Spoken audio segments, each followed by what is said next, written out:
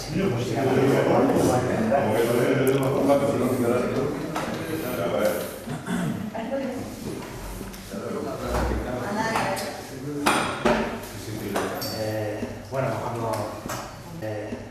quieran empezamos.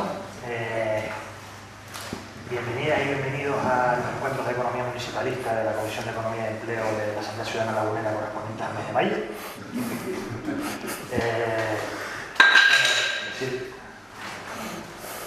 Decir que bueno, que esta es la segunda charla que damos de este ciclo de conferencias. Y bueno, hoy nos acompaña Álvaro Díaz de la Paz, profesor de Historia Económica de la Universidad de La Laguna, y es una persona que es fundamentalmente especialista, evidentemente, en temas de historia económica, pero dentro de la historia económica, sobre todo, de todo lo que tiene que ver con la historia naval y demás, económicamente, por ejemplo, el transporte marítimo, la pesca artesanal y demás. Pero aparte de eso, es una persona muy comprometida, es militante del sindicato CGT, quien no lo conozca, es uno de los sindicatos más combativos de los que quedan. Y van a ver con una persona que abarca un montón de temas y ahora mismo le podremos ver en acción. Y bueno, no le quito más tiempo para que hable que es realmente interesante aquí, que realmente te va a escuchar. Bien. Bueno, muchas gracias. Primero agradecer que me hayan invitado a hablar aquí. Me parece un honor para mí venir a comunicarles algo de esto que parece tan complicado, pero que, porque lo complican muchas veces, que la llaman economía, y es una cosa bastante más simple, ¿vale? Entonces yo voy a explicar algo de eso, voy a plantear un poco qué es la política económica para tener una idea, que sepan eso de política económica municipal, qué es eso, ¿de acuerdo? ¿Qué planteamientos tengo yo respecto a la política económica que hay que hacer? Y después me pregunto qué hacer. Esa pregunta, como ustedes saben, se la hizo un tipo llamado Vladimir Ilich Ulyanov hace un montón de tiempo, llamado de apodo Lenin, y se hizo esa misma pregunta, ¿no? Y yo la pongo ahí. Por cierto que en el 2017 se cumplen 100 años de la Revolución Soviética, que creo que merece una mención, porque aparte de que pueda uno comulgar o no comulgar con las teorías comunistas, en principio entiendo que sin Lenin, sin la Revolución Soviética, no Lenin, sin la Revolución Soviética, el estado del bienestar yo creo que no existiría, ¿vale? Alguien cogió miedo de lo que ocurrió en la Unión Soviética y planteó en la Europa occidental algo que ahora llamamos economía mixta, no economía de mercado, sino mixta. Es decir, una economía de mercado con elementos de eso que se desarrolló en ese país. Por eso creo que merece un respeto en ese sentido. Bien, vamos un poco, aparte de ese tema, de qué hacer. Me planteo también una cosa, porque en la conferencia puse algunas ideas sobre la política económica. Soñar es necesario. Eso me parece a mí importante aclarar por qué puse eso. ¿Por qué entiendo que soñar es necesario? Porque el sueño puede ser un sueño por soñar. Y entonces ahí nos quedaríamos. Si soñamos por soñar, no queda nada. Pero si soñamos por transformar aquello que soñamos, pues entonces sí significa mucho, ¿de acuerdo? Y nosotros en un contexto como el actual tenemos que transformar, porque el mundo nos pide de alguna forma que transformemos esto que tenemos, esta realidad social, económica, política, cultural, etcétera, ecológica. Estamos viendo todos los efectos que tiene este sistema capitalista salvaje y en consecuencia debemos de soñar en cambiarlo. ¿De acuerdo? Bien, esa es una idea que también quisiera transmitirle, que todo esto que planteamos tiene una idea. Alguien me dirá, ¿es poco realista? Sí, claro. Claro que es poco realista. Las cosas no son son realistas cuando las realizamos. Mientras tanto son sueños, ¿vale? Y entonces hay que soñar para poder tener una realidad mejor, ¿de acuerdo? Soñar en cosas que podemos cambiar para una realidad mejor. Bien, en ese contexto vamos a ver algo sobre qué es política económica municipal. Vamos a ver. La política económica, la ciencia económica en un momento determinado se divide de alguna forma. Siempre cuando nació como teoría económica con Adam Smith, uno parecía, es un planteamiento teórico lo que está haciendo, ¿de acuerdo? Un planteamiento teórico, tenemos que hacer esto, la división del trabajo es la que provoca el crecimiento, el valor trabajo es el que determina el valor de las cosas, etcétera. Abstracciones sobre la realidad, ¿de acuerdo? Sobre los hechos económicos, pero al mismo tiempo en sus textos y en su, ¿cómo era aquello? Una investigación en las causas de la riqueza de las naciones, su libro, él hacía un montón de recomendaciones de política económica. ¿De acuerdo? Lo que hay que hacer es esto, hay que dejar esto. Y siempre, desde que nació la economía, surge esa idea de que la economía nos tiene que servir para algo. Porque si no, ¿para qué? ¿Para qué hacemos una ciencia que no sirve para nada? ¿De acuerdo? Tenemos que... esa ciencia tiene... Entonces ahí siempre ha habido un debate. ¿Por qué? Porque algunos plantean que hacer, el qué hacer es normativo, es algo que tiene unos juicios de valor, que no son ciencia. ¿De acuerdo? Porque tiene juicio de valor. Obviamente cuando uno se plantea algo, tiene un juicio de valor, obviamente, y una preferencia. Yo quiero esto. Es que si no, no tiene sentido. ¿De acuerdo? No tiene sentido. En consecuencia, ahí siempre hubo ese debate. Desde el principio, incluso el padre ideológico de Adam Smith, nuestro filósofo escocés, digo nuestro porque para los economistas fue clave, para la teoría económica, David Hume planteaba que había dos cosas. Uno era el ser y otro debe ser. Y el ser es la teoría y el debe ser es algo que tiene juicios de valor. Pero bueno, es lo que hay. Si no tenemos juicio de valor, no podemos, o preferencia, esa ciencia no tiene sentido. Porque cualquier economista, desde el primero hasta el último, le busca un sentido a la economía. ¿De acuerdo? Si cogemos, por ejemplo, a alguien que era coetáneo de mi amigo, vivió junto, de mi amigo Lenin, pues, por ejemplo, Pigou, Arthur Pigou, un catedrático de Cambridge, de esa escuela famosa de Cambridge en Inglaterra, donde salieron un montón de rojos, y, bueno, rojos no, para aquella época rojos, no eran leninistas ninguno, ni comunistas, pero estaba ahí Pigou, Marshall, que fue el padre de la teoría, después vinieron sus alumnos, entre Keynes y Pigou, Marshall eligió a Pigou para seguir en la universidad y Keynes se fue fuera de la universidad, se hizo funcionario del Estado. Tenemos a Joan Robinson, una economista heterodoxa, bueno, además era una gente de un, ¿cómo diríamos hoy? De un nivel social no demasiado ortodoxo. Homosexuales, lesbianas y ese tipo de personas que no tenían unas costumbres adaptadas a la época, ¿de acuerdo?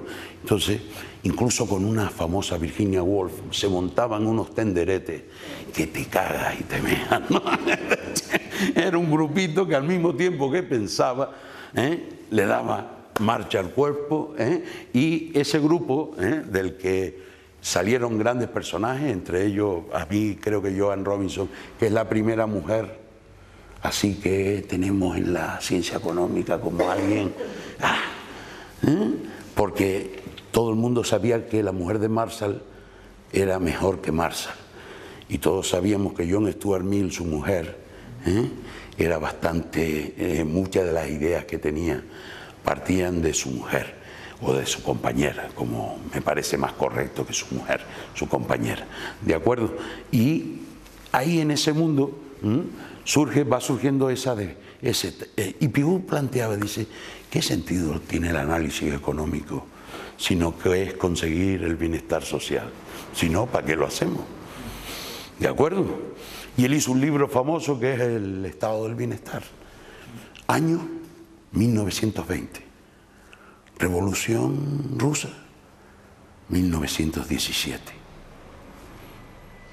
Digo yo, algo tendrá que ver una cosa con la otra, ¿de acuerdo? Se plantea en el estado del bienestar cuando hay en algún sitio un proceso revolucionario que está cambiando el mundo en otro sentido distinto, ¿de acuerdo? Cierto que ya los ingleses y otro colega mío, don Carlos, con mis alumnos saben que cuando yo hablo de don Carlos hablo de Carlos Marx, también ya había planteado elementos interesantes, había estado la Primera Internacional, había surgido en Inglaterra también un movimiento fabiano, también un montón de hombres y mujeres que en esa especie que empezaron a denominar Trade Union, Unión de Trabajadores o sindicatos, empezaron o querían transformar la sociedad inglesa porque se veía que el capitalismo era muy cruel y había que tomar alguna medida, y en todo ese proceso ahí va surgiendo eso.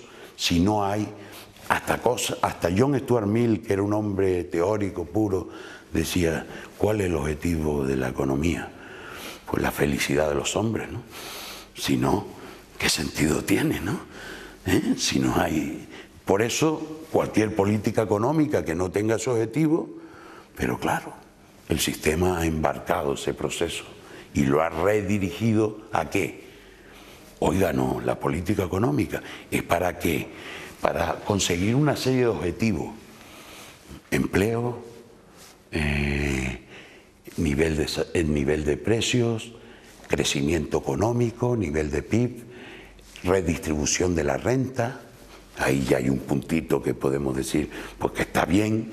Y el bienestar y el control, de alguna forma, ecológico, el control de la sociedad donde vivimos, de mantener como objetivo de la política, no distorsionar el medio ambiente, procurar adaptarnos a él, etcétera. En esos principios, obviamente, parece que se queda. ¿Y cuál es el primero? Pues mucho tiempo fue el crecimiento, ¿no? Sí, claro, naturalmente. Lo importante era el crecimiento. El bienestar y la redistribución, bueno, eso ya lo podríamos ir viendo poco a poco, ¿de acuerdo? Pero primero el crecimiento, el nivel de precios, la estabilidad económica. Ese era el principio de esa economía no teórica, normativa, que lo que quería era transformar la realidad económica, ¿de acuerdo? Porque la teoría solo da una explicación, solo se limita a coger unos hechos, los estudia con un método, tiene un pensamiento, tiene unas normas, etc. Ahora, la política económica, en principio, lo que lo guía son las preferencias, los juicios de valor, etcétera, etcétera. ¿Lo ven? La contraposición entre una y otra. Entonces, en la política económica hay, como por decirlo así, un margen mayor que en la economía. La economía parece una cosa más dura y más ceñuda, más prevista para teóricos y para gente que se pone una chaqueta, una corbata y dice que estamos creciendo, ¿no? Es decir, eso es economía. Estamos creciendo, ven, el crecimiento ¿en qué? En que el PIB, algo que como todos los economistas sabemos es un instrumento poco útil, porque suma lo que le interesa. Ahora resulta que tenemos más PIB porque hemos contado la prostitución y ¿cómo se llama? Y el tráfico de drogas. ¿De acuerdo? Entonces ahora hemos crecido el PIB. Hay un vacilón, ¿de acuerdo? Es decir, si en principio no hemos... ¿Y el trabajo del hogar? ¿Dónde está contabilizado? Porque mi madre hacía de lavandera, de cocinera, de cuidadora, y todo ese trabajo, ¿dónde está contabilizado? ¿En el salario de mi padre? Pregunto. No, esa es una medida que... Pero claro, eso se consideró como la panacea. Crece el PIB, estamos creciendo. Crece el PIB, estamos creciendo. Oiga, no nos venga a embarcar en un proceso que no tiene sentido. El crecimiento de la sociedad tiene que ver con otras variables. ¿De acuerdo? No tiene que ver con esa. Bien. Ahí vamos. Es decir, entonces... Si la política económica lo que trata es de buscar un objetivo, que son, como ya comenté antes, unos 5 objetivos básicos, ¿de acuerdo? Esa política además tiene distintos campos. ¿A qué me refiero? El ámbito de esa política puede ser una política multinacional, ¿de acuerdo? Multinacional, podemos tener una política que abarque a distintos países, una política económica que abarque a distintos países, podemos tener una política económica que se ciña a un Estado, ¿de acuerdo? A un Estado, a una política económica que se ciña a un Estado, en un Estado federal, a un país, o en un Estado autonómico como el nuestro, a una autonomía, y esa política económica también va a la escala más baja de esa organización administrativa, que sería el ayuntamiento. ¿De acuerdo? Entonces podemos hablar de una política económica de distintos ámbitos. Y esa política, al mismo tiempo que el ámbito donde abarca o donde metemos esa política económica, también tiene un tiempo para desarrollarla. Y la llamamos a corto plazo cuando esa política es, por decirlo, de ya. Es decir, el corto plazo para los economistas es 1 año. Abrimos el ejercicio y lo cerramos. ¿De acuerdo? El corto plazo. ¿Vale? Ese es el corto plazo. El medio plazo, política económica a medio plazo, aquel que abarca un periodo donde los economistas entendemos que se producen ciclos, que se producen movimientos, oscilaciones de las variables. Y eso lo consideramos normalmente entre 4 o 5 años. Cada 4 o 5 años cambian las cosas, ¿de acuerdo? Un poquito, hay como un cambio de tendencia constante. Después, como ustedes saben, también hay ciclos a largo plazo. Si uno, por ejemplo, analiza la sociedad capitalista, ve que en 1778 empezó un proceso de transformación tecnológica, que la llamamos revolución industrial, que cambió el mundo, ¿de acuerdo? Que cambió el mundo porque se extendió al resto del mundo. Ese proceso después, en 1873-75, volvió a tener otro ajuste tecnológico fuerte, donde empezamos a desarrollar la química, el gasoil, el petróleo, la electricidad, etcétera, etcétera, ¿de acuerdo? Los coches, los aviones, la televisión, y después un tercer cambio tecnológico que está en 1973. 75, que son pues esto, las cámaras, los ordenadores, la comunicación, la información. Ahora abro un portátil y miro el mercado de Tokio y sé qué se está haciendo en el mercado de Tokio a tiempo real. Imagínense eso para un hombre del principio del 20, o incluso para mí, un canario nacido en 1955, ¿de acuerdo? Para mí el mundo virtual se me ha hecho grande, ¿de acuerdo? Muy grande, muy grande. Bien, ahí los cambios, entonces los ciclos cortos, ¿y a qué llamamos política económica a largo plazo? Aquella que tiene, pues eso, una trayectoria superior a ese ciclo corto de 4 o 5 años. Por ejemplo, podemos plantear, si nos fijamos por poner un ejemplo, en los planes de la Unión Soviética, los planes económicos que hacía la Unión Soviética, los llamaban quinquenales. 5 añitos, ¿de acuerdo? 5 años, ese era el plan quinquenal. Porque se entendía que ese era el ciclo, ¿de acuerdo? Normalmente el ciclo. Entonces, quinquenal, un plan a medio plazo. Revisable en el siguiente plan, etcétera, etcétera. Bien, pues entonces esa política económica a medio plazo, yo creo que tiene un interés importante. La de corto plazo es solucionar problemas inmediatos. ¿Qué hay? ¿Qué pasa? Emergencia social. Muy bien. Vamos a resolver este problema. Y este problema requiere fondos, requiere tal, a corto plazo. Es una emergencia social. ¿De acuerdo? Y en consecuencia tenemos que actuar con medidas al corto plazo. Pero lo ideal es planificar una estrategia a medio plazo. ¿De acuerdo? Es decir, que yo creo que la política económica tiene sentido en ese medio plazo, básicamente. Lo otro son medidas urgentes que hay que tomar. Y llamarla política económica a corto plazo me parece mucho llamarla. ¿Vale? Bien. Entonces, ya tenemos ahí, nos vamos moviendo en qué es la política económica. ¿De acuerdo? Es aquella parte de la ciencia económica que se dedica con un conjunto de preferencias, de juicios de valor, de interpretaciones, de aplicar unas medidas que mejoren la economía. Pero la economía, ¿de quién? Pues de las personas. Entendemos muchos de ellos, muchos de nosotros, que es el objetivo final. Muchos de los economistas, y no me refiero a mí solo, estoy hablando de Pigou, de John Stuart Mill, de Adam Smith, de Marshall mismo, de un montón de gente que siempre ha dicho que si tenemos una ciencia, ¿para qué sirva?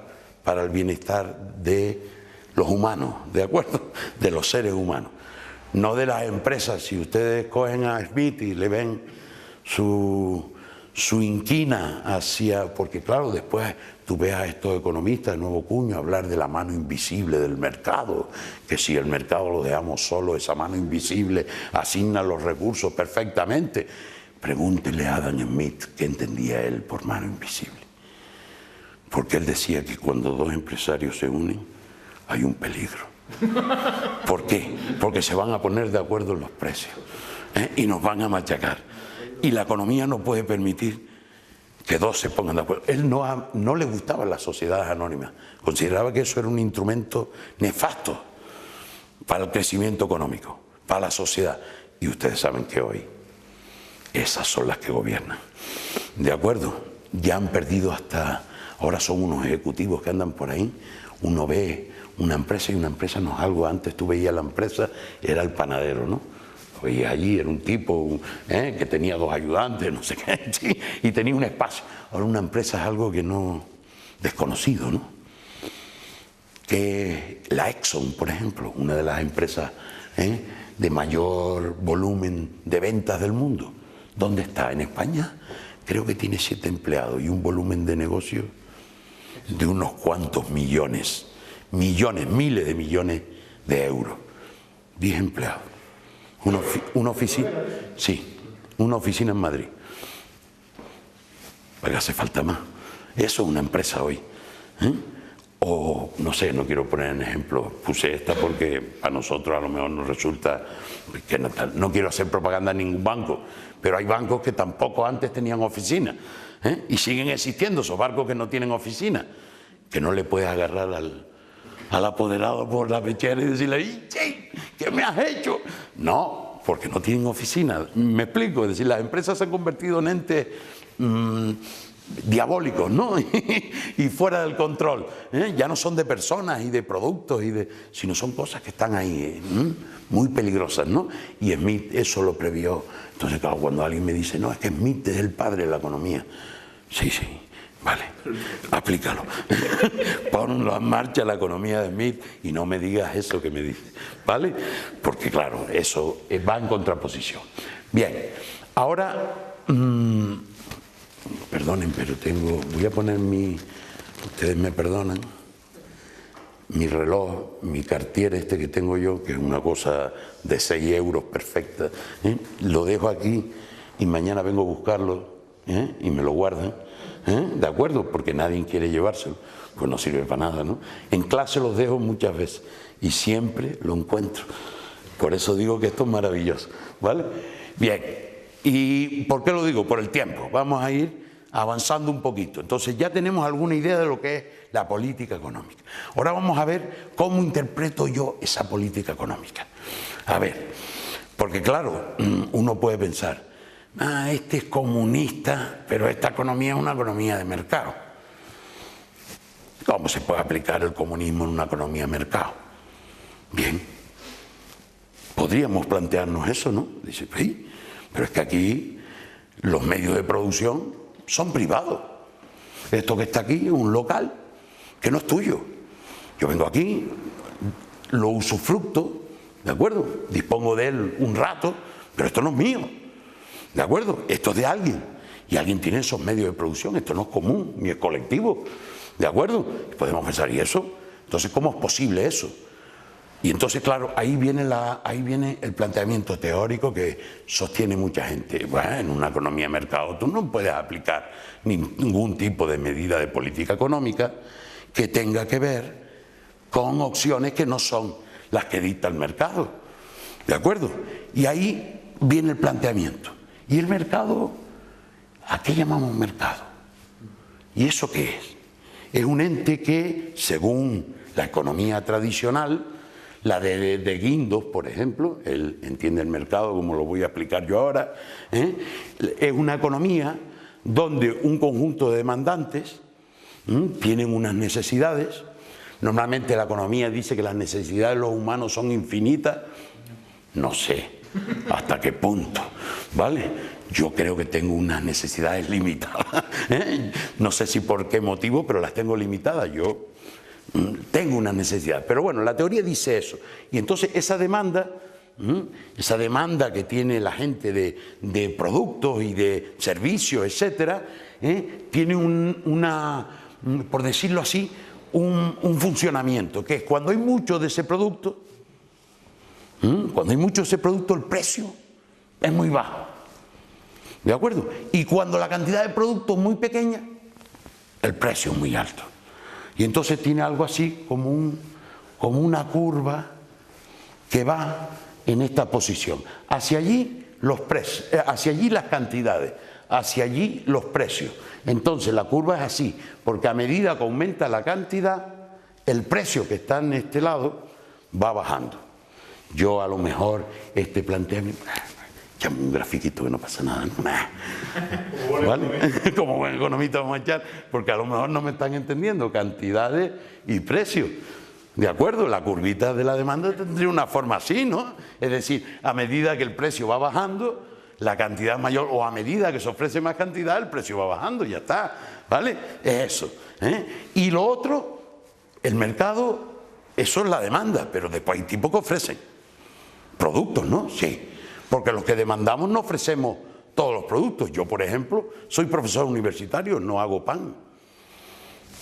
Me gustaría ser panadero, pero no, elegí esto porque me tocó, aunque mi objetivo era ser pescador y fui pescador, pero después lo dejé, ¿vale? Entonces, como todos no producimos, hay gente que produce cosas, ¿de acuerdo?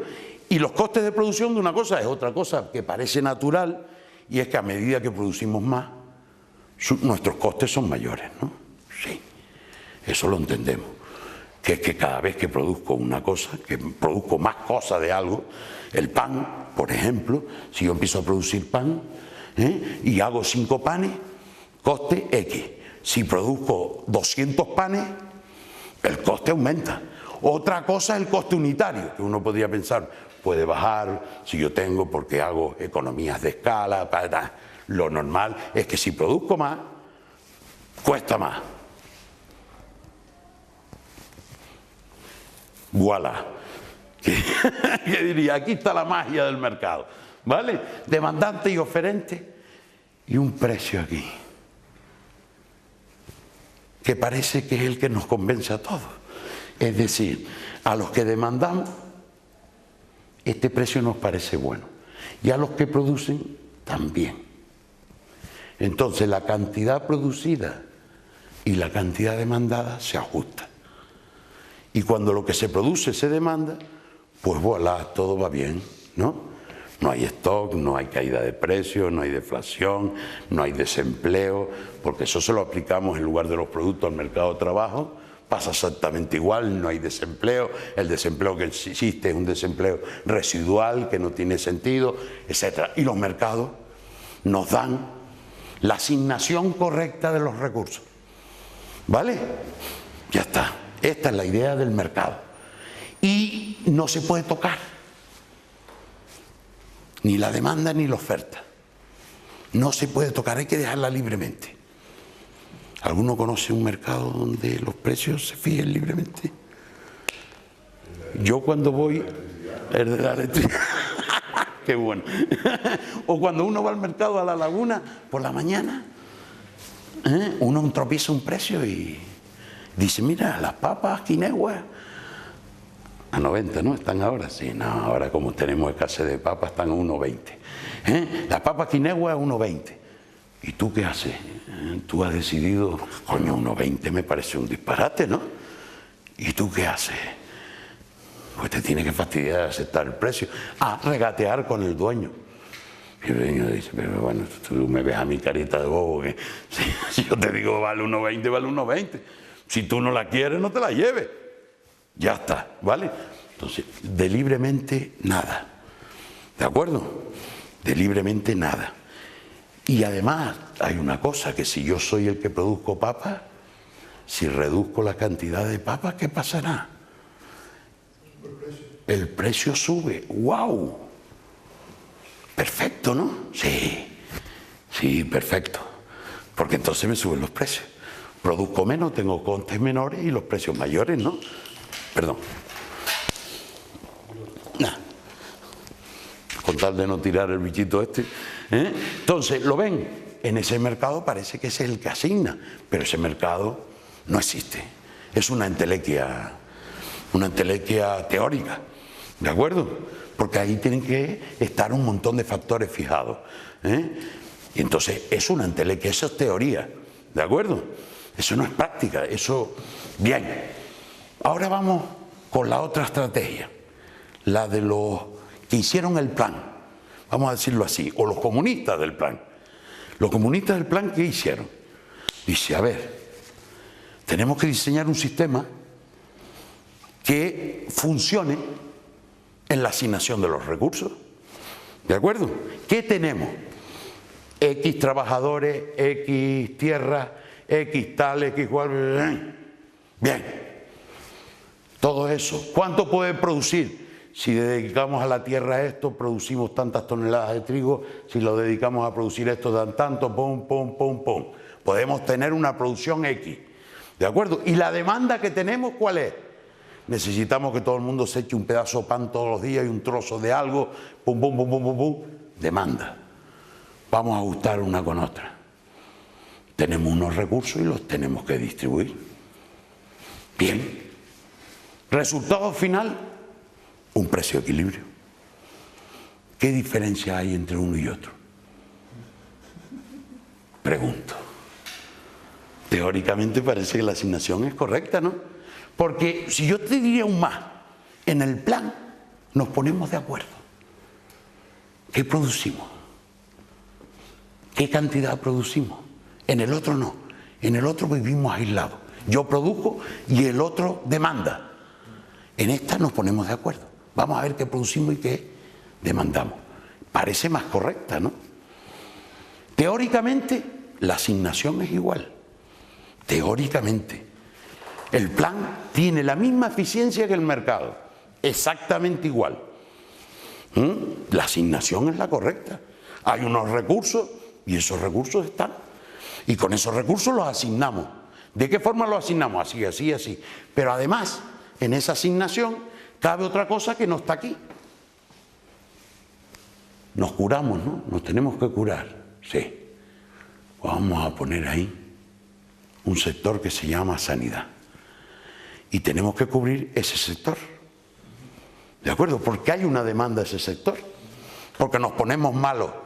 ¿De acuerdo? Y hay una demanda de ese sector. Y la educación también tiene que estar. Si no estamos formados, no podemos conseguir nada. Entonces hay que asignar unos recursos a la educación. ¿Lo ven? En la asignación del plan caben muchas más variables. En la asignación del mercado, los primeros economistas decían, no, eso de la educación y eso tiene que correr por cuenta del Estado. ¿Por cuenta? ¿Y por qué? Si todo lo demás no, porque eso sí. Ah, porque si tú vas a formar un trabajador, te cuesta mucho, ¿verdad? Sí. Y si tú tienes un médico allí y unas medicinas y un ¿cómo se llama? Y una mesa de operaciones para que cuando tus trabajadores se te enfermen, curarlos, eso vale mucho, ¿verdad? Sí. Tiene un coste muy alto. Ah, que lo haga el Estado. ¿De acuerdo? Desvían el balón y que lo haga el Estado. ¿Vale? Y una carretera, lo mismo. En una carretera se va a beneficiar mucha gente. Porque si yo hago una carretera, a mí me cuesta un montón de dinero, el que quiera pasar por la carretera, traca, traca, traca, traca. ¿Y cuánto le cobro? No, yo no lo quiero amortizar dentro de 100 años. ¿Qué coño? Dentro de 100 años estoy muerto. Yo quiero amortizarla vivo. Entonces esos son 30 años. Supongamos, en 30 años quiero tener amortizado el dinero que puse, es decir, recuperado ese dinero más unos beneficios. Entonces los precios hacen así y se disparan. Que la haga el Estado. Que ellos se encarguen de hacer eso. ¿De acuerdo? Porque es muy caro. Entonces empezaron a recurrir a qué tal. Hasta el capitalismo últimamente de nuevo cuño, que ha cogido todo eso y ha dicho todo esto es negocio. ¿De acuerdo? El que se quiera curar, que lo pague. Presidente de la farmacéutica y empresa química que acaba de comprar a Monsanto, Bayer, la alemana. El que quiera curarse, que lo pague. Y si no tiene dinero, pues se fastidia. ¿De acuerdo? Presidente de la Bayer. ¿Usted quiere curarse? Pues ya sabe, páguelo. Yo no voy a hacer los medicamentos baratos para que todo el mundo se cure. Sino esto, porque esto no es una ONG, esto es una empresa y yo voy a sacar rendimiento. La educación privada, exactamente igual. ¿De acuerdo? Las universidades, esto, lo otro. Y la sanidad privada, exactamente igual. Pues ya está, eso ha sido susceptible de negocio. Porque han visto que ahí hay unas posibilidades. Entonces vemos, autopista de peaje. Nosotros aquí porque no tenemos ese tipo de cosas, porque aquí si hacemos una carretera y la hacemos en peaje, no cabe. ¿Dónde ponemos otra autopista para el norte o para el sur? No nos cabe la autopista, ¿de acuerdo? Entonces no podemos hacer una autopista de peaje, sino a más de uno. Yo conozco a algún empresario de aquí, de esos Leónidas, que son capaces, si fuera por ellos, pensaba hacer un túnel por debajo del Teide, para pasar de la Orotava. Sí. En Arafo, del norte al sur, por allí, un personaje, ¿no? Que yo creo que todos más o menos conocemos. ¿De acuerdo? Bien, ahí, entonces claro, aquí no cabe, pero en los sitios que cabe, usted paga su peaje y ya está. Usted quiere circular por esta carretera rápido para ir de Bilbao o de San Sebastián a Bilbao rapidito, métase en el peaje. Y ya está, y lo paga. Bien, entonces, hay un plan y hay un mercado. En consecuencia, ¿quién me dice a mí que la asignación del plan no es mejor que la del mercado? ¿Por qué cuando yo tengo que hacer algo en un ayuntamiento tengo que plantearme que tiene que ver el mercado con el proyecto que yo voy a hacer? ¿O tiene que ver con un diseño que yo hago de las necesidades de la gente, con los objetivos de la gente? Ya está. Y ahí hay un montón de mecanismos para poner en marcha ese proceso. ¿De acuerdo? Me he leído el programa que conté, porque Alejandro me mandó un enlace y me lo leí todo. Y yo sé las propuestas que tienen ustedes, ¿de acuerdo? En el programa electoral me refiero. Me reí el amplio, el de 30 páginas o 30 y pico páginas, ¿vale? Entonces, ahí veo yo, pero ahí, ¿por qué no podemos decidir sobre lo que hacemos? ¿Por qué dice, no, es que eso no podemos tocar eso? ¿Cómo que dice que no podemos tocar eso? Vamos a ver, ¿el presupuesto equilibrado qué es? ¿Equilibrado o participativo? No, equilibrado. Que los gastos sean iguales a los ingresos, ¿no? Sí. ¿Cuándo? Vamos a ver, ¿quién no alguna vez ha dicho, joder, tengo que comprar aquello, pero el sueldo no me da? Oye, antes recurríamos al colega, ¿no? Préstame ahí 1000 pesetillas que yo te las devuelvo, ¿vale? Ahora recurrimos al banco, al crédito de consumo, a la tarjeta y nos pasamos del sueldo. ¿Con qué condición? Sabemos que eso lo vamos a tener que pagar y vamos después a recuperarlo. Entonces el presupuesto equilibrado es algo que es muy sui generis. Es decir, hoy puede estar desequilibrado y mañana y el otro porque me interesa y después lo equilibro. Pero tanto como ahora más lo desequilibrado. Ah, eso ya, porque ahí entramos.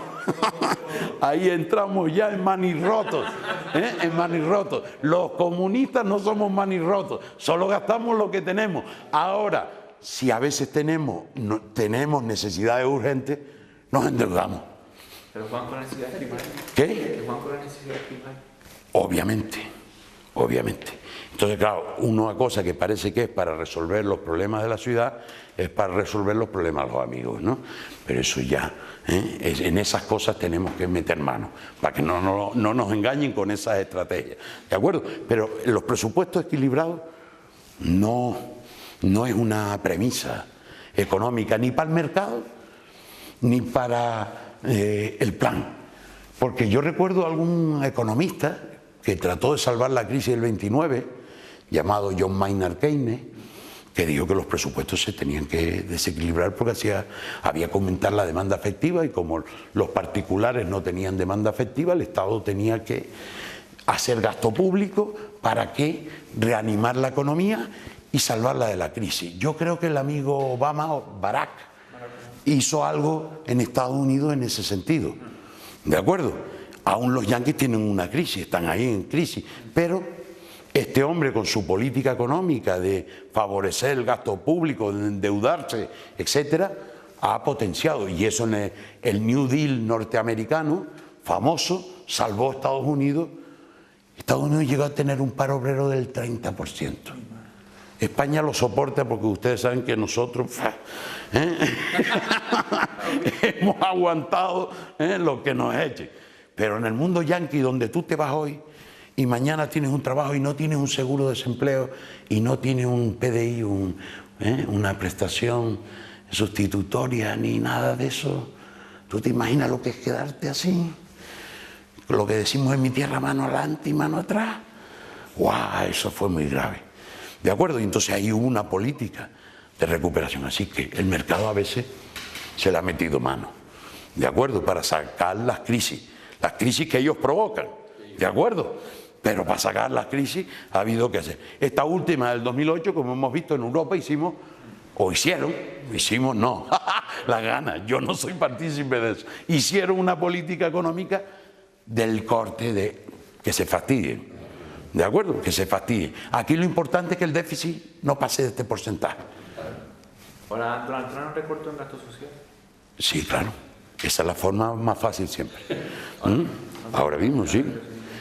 El problema más fácil es que aquellas cosas que los que no tienen se fastidian, pues es un tema sencillo de hacer, ¿no? Posibilidad de que alguien salga a la calle, pues sí, salen a la calle. ¿Y qué le hacemos? Pues no le hacemos caso, ¿vale? Como hacemos aquí. Salen a la calle y no le hacemos caso. Y como no hay una política de lucha activa, que algunos tenemos fiadas costumbres del pasado de hacerla y de practicarla, pues entonces no pasaba nada. En nuestra época, si alguien decía, no, tú trabajas, te voy a hacer un contrato de 4 horas y trabajas 8. Al día siguiente, ese empresario tenía silicona en la puerta. Así. Esa era la primera medida. La segunda era romperle algo. Y la tercera, ya sabe. Es que, pero claro, esa capacidad de reacción no existe en Estados Unidos ni existe aquí. Los sindicatos, por desgracia, se han convertido en unos instrumentos al servicio del sistema, ¿vale? Pero bueno, a lo que voy, es decir, vean, esa diferencia entre plan y mercado no es tan grande. ¿De acuerdo? Yo puedo planificar algo. Si, por ejemplo, pensamos, miren, vivienda. ¿Qué podemos hacer en la vivienda? Por ejemplo, ¿qué hacer en tema de vivienda? Podríamos hacer una empresa municipal de vivienda, dedicarla a construir vivienda, tenerla cerrada, endeudarla, engañarla, buscarle dinero de vivienda y no darle la vivienda a nadie. Y cuando tiene, exacto, y cuando están las viviendas, regalárselo a alguno, y si no, pues se la dejamos a otro y echamos a uno que no puede pagar porque el hombre está apurado, y eso es la política de vivienda de algunos. Pero hay más políticas de vivienda, ¿de acuerdo? Hay un caso paradigmático que es el de Marinaleda, ¿no? Es el caso paradigmático, pero no se fiende en Marinaleda. Hay aquí en Tenerife también. Que no lo sabía. Sí, hay en Tenerife hubo un proyecto que tuvo viabilidad. Aquí. No estamos en el mundo estratosférico. ¿Qué? En Tenerife. Municipal. ¿De qué ayuntamiento? La Guancha. 1991. Siguen los mismos, más o menos, igual te informo. En La Guancha. Porque Sistema de La Guancha. Vamos a crear este espacio, lo vamos a urbanizar, el ayuntamiento pone las condiciones, y vamos a empezar a hacer lo siguiente. Vamos a montar un taller escuela. ¿De acuerdo? Vamos a montar un taller escuela con dineros de el INEM o el Fondo Social Europeo. El que viniera, ¿vale? El que nos dé dinero, con ese lo cogemos. Con ese dinero compramos el suelo. ¿De acuerdo? Es autoconstrucción. Pero en lugar de comprar uno, el suelo, que no te da sino a lo mejor para comprar 4 metros cuadrados, lo que hacemos es, nos agrupamos todos los del taller escuela, y compramos entre todos. ¿Cuántos? 15. Bien. El dinero de los 15 sacamos un precio mejor.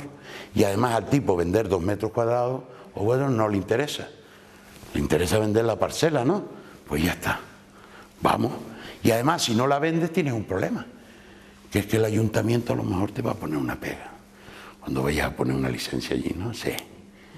El sistema de la silicona, ¿no? Sí. A lo mejor te puede pasar una calle por el centro, ¿no? Sí, sí. Se puede pasar una calle por el centro y joderte la parcela, ¿no? Sí. No pasa nada, ¿no? Yo tengo el derecho de hacerlo, ¿no? Oiga, no es trampa. Es simplemente vamos a ponernos de acuerdo. Se pusieron de acuerdo. ¿De acuerdo? El Fondo Social Europeo, entonces, al mismo tiempo que aprendían a construir, iban con esos fondos que recibieron, después pidieron, porque el fondo para la autoconstrucción de aquella época te daba un dinero para el suelo y un dinero para la casa. Y entonces con el dinero de la casa y el dinero del Fondo Social Europeo empezamos a aprender a construir casas y construirlas. Apoyo. Necesitamos un aparejador. El ayuntamiento. Ahí está la ayuda, ¿no? Sí, toma. Y así, eso sí, tardaron 5 años o 4 años. Pero se construyeron las casas y son de ellos. Un proyecto. Fueron 2 años. Sí, o 2 años. Es que algunos, el puesto difícil, pero entre 2 o 3 años más o menos. Algunos me ha dicho 5, porque claro, eso ya después con el tiempo vamos perdiendo la memoria. Esto lo cuento además porque una compañera mía estuvo en ese proceso de que está dando clases. Ella era interventora del Ayuntamiento de La Guancha. Hay que saltarle. Ah, trabajaba. ¿Conoces a Concesión Pérez Hernández? A Conchi Pérez, muy bien. Pues pregúntale por Marta. Yo era directora de la ayuda a domicilio, pero simultáneamente estaba la de autoconstrucción. Bien, eso fue un proyecto interesantísimo. Interesantísimo y con resultados, además, que es lo importante, que la gente después no se quede frustrada en un intento de este tipo y que después diga, ay, me quedé sin dinero, sin casa, endeudado, no sé qué, no sé cuánto. Bien, por eso les digo que hay posibilidades de hacer cosas con el tema de vivienda, ¿de acuerdo? Hay posibilidades, también el tema, ya saben ustedes, Marinaleda, yo compro el suelo, se lo cedo, pongo esto, pongo aquello, las casas no son propiedad de ellos, sino siempre tienen el usufructo de la persona mientras viva y mientras trabaje allí en Marinaleda. No te sirve para alquilarlo ni para venderlo, no te dan esa opción, te quedas y disfrutas tu casa y punto. Y cuando te mueras la disfrutan tus hijos, si tus hijos se quedan allí, disfrutan la casa y en consecuencia, y si no, revierte al ayuntamiento. Esa es otra estrategia. ¿De acuerdo? Viable también. Los resultados están ahí. ¿De acuerdo? También fue viable ese proyecto. Por eso les digo que ahí tenemos un margen de maniobra. Se puede planificar cosas. ¿De acuerdo? También están las cooperativas.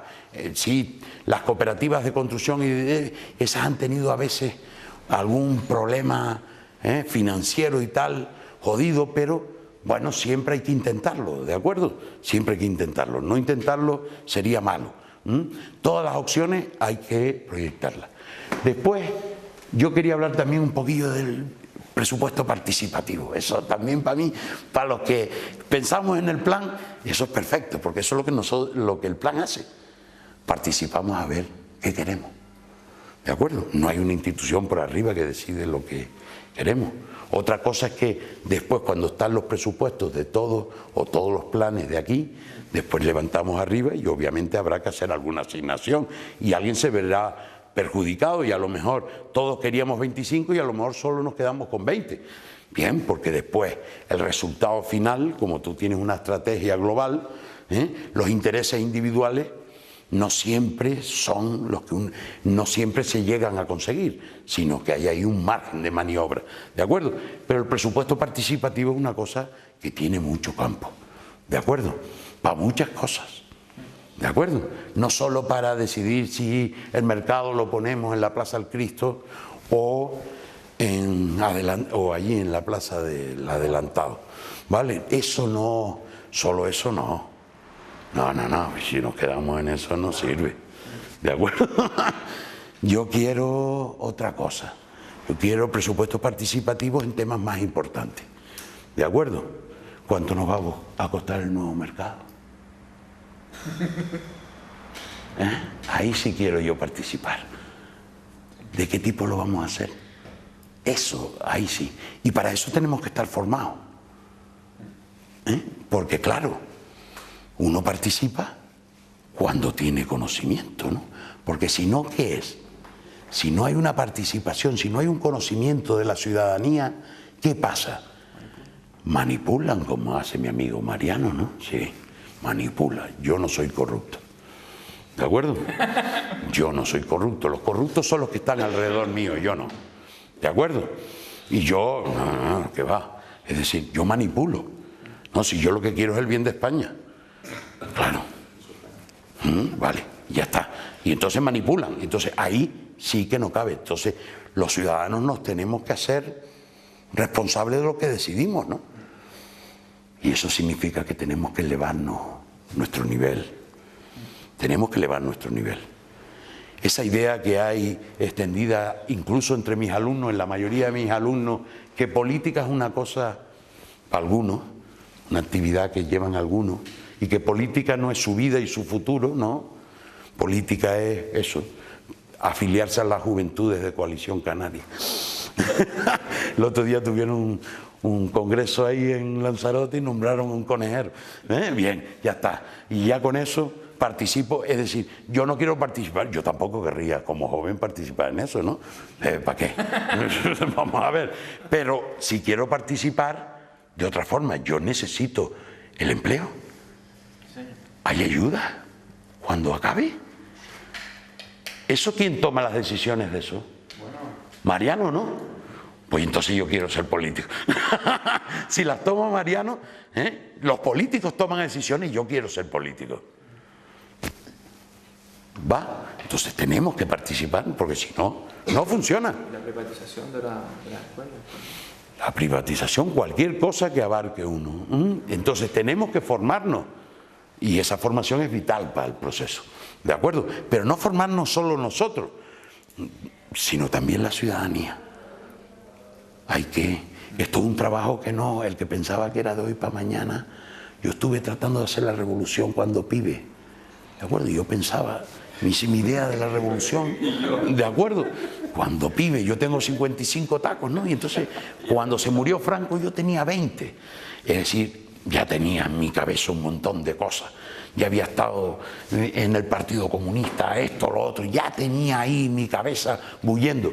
Y yo quería cambiar el mundo. Y fracasé. ¿De acuerdo? El estado del bienestar y la democracia y toma, diluyó todo aquello. Lo diluyó todo. Y toda aquella estrategia... ¿De acuerdo, Álvaro? ¿Te podemos interrumpir? Sí, ¿cómo no? Si ya hemos pasado el tiempo, ¿no? Diría que esperar a que terminara. Vale. Y después ya... Sí, ahora... No, tengo muy poco más que decir, ¿no? Yo lo que hablaba del presupuesto, y ahora entramos en eso, lo del presupuesto es que la participación tiene que venir de que haya ahí un proceso de concienciación. No necesita que uno sea economista para estudiar un presupuesto, que va. Lo que hay es que tener una idea de las cosas que se mueven, de las que quiere y cómo las quiere. No hace falta ser economista. Ahora, si eres economista, mejor, porque tiene más elementos. pero a lo mejor todos no pueden estudiar economía. Pero sí tiene sentido común. Pero sí tienen sentido común y se pueden aplicar, ¿de acuerdo? Y hay que preocuparse y formarse en el sindicato, en el partido, en el ayuntamiento, en el centro ciudadano, el centro cívico, en cualquier lado hay que formarse. Y que un tipo vaya y les cuente allí esto y les cuente lo otro. Y todo eso es acumulación en la cabeza. Yo conocí, mi padre no estudió sino primero de bachiller. Yo creo que era un tipo muy inteligente y sabía de muchas cosas. ¿De acuerdo? Y mis tías eran analfabetas y le enseñé yo a leer y a escribir, porque vivieron en una época en que no pudieron, y de bobas, un pelo. Bien, no hace falta, pero sí tenían una conciencia de lo que había. Quizá la conciencia la creó mi abuelo, que era el rojo de la familia, pero bueno, había una conciencia de que uno se podía dejar engañar y que esto era así y que esto era así, ¿vale? Entonces todo eso, esa conciencia es más importante, es muy importante para el proceso ciudadano, ¿de acuerdo? Y después quería una cosa, una reflexión que ustedes la tienen en el programa electoral, que me parece importante, que es el tema de la política social. Yo, utilizar el ayuntamiento como un centro de beneficencia, como una ONG, no me parece, ¿de acuerdo? Y ceder lo que yo tengo que hacer a ONG, tampoco. ¿De acuerdo? Tampoco. Es decir, el dinero tiene que ser municipal, como ponen ustedes en eso. Y la ejecución la tiene que hacer la gente de aquí, la gente que la necesita. ¿Quién está en mala situación? Ustedes lo conocen. En Valleguerra, ¿saben cuántos hay? ¿Dónde viven? No, pero los que viven allí sí, ¿verdad? Sí. Y esos son los que pueden ayudar, ¿no? Sí. Que tienen problemas con la casa, que tienen problemas con la comida, están allí. Y esas demandas las tienen que venir de abajo para arriba. Y conocerlas. Y después las colas en el servicio social.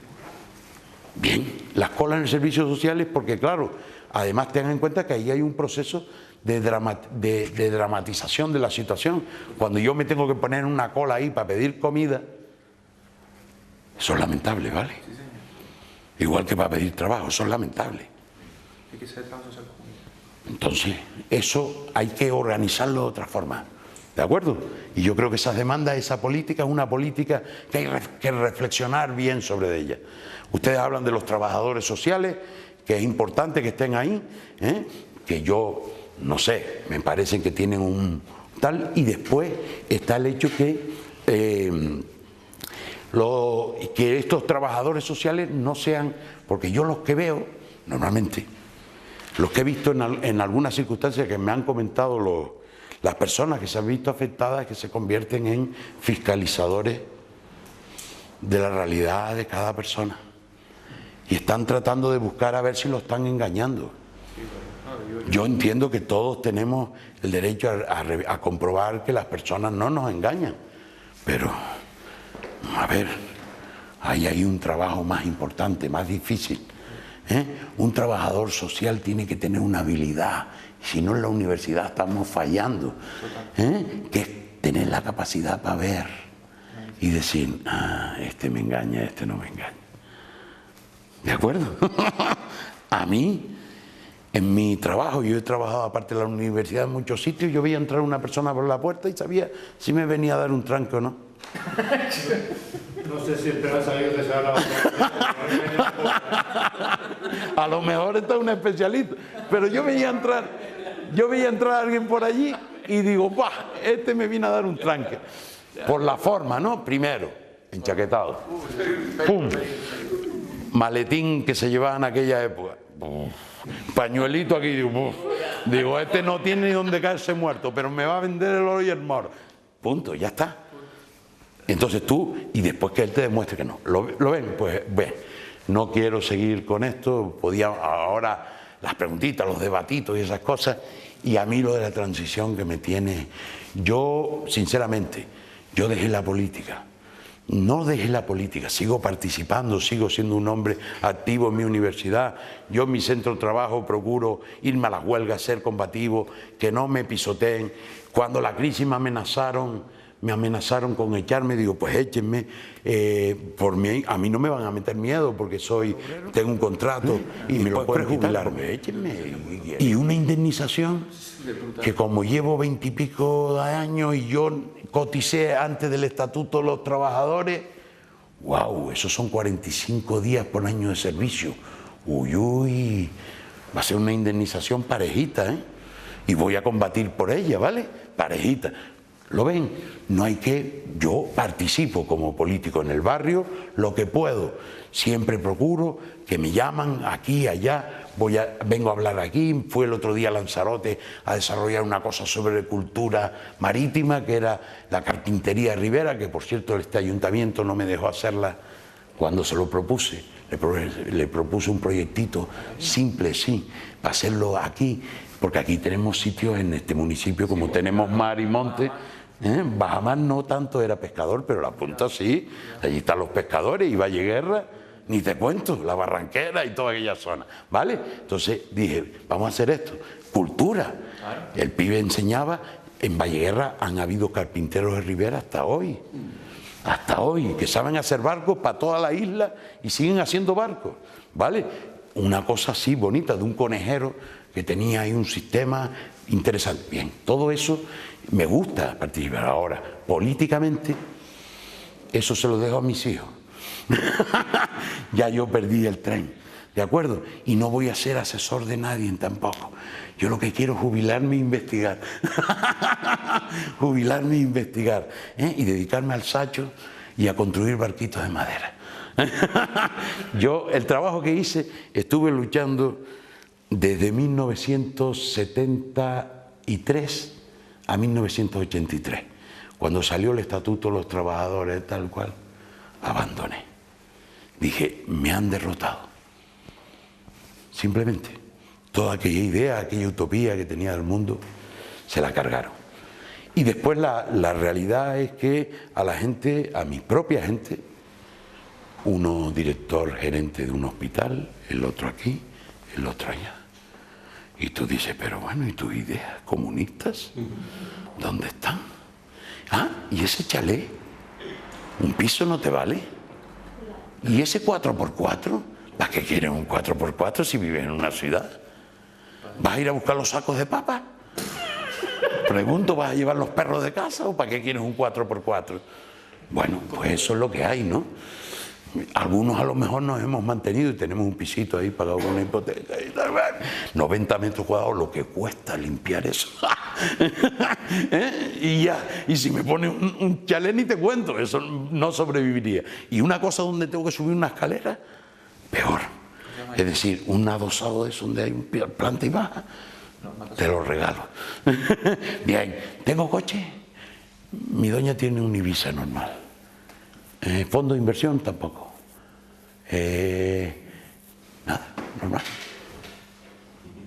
¿Soy feliz? Sí. Sí, creo que sí.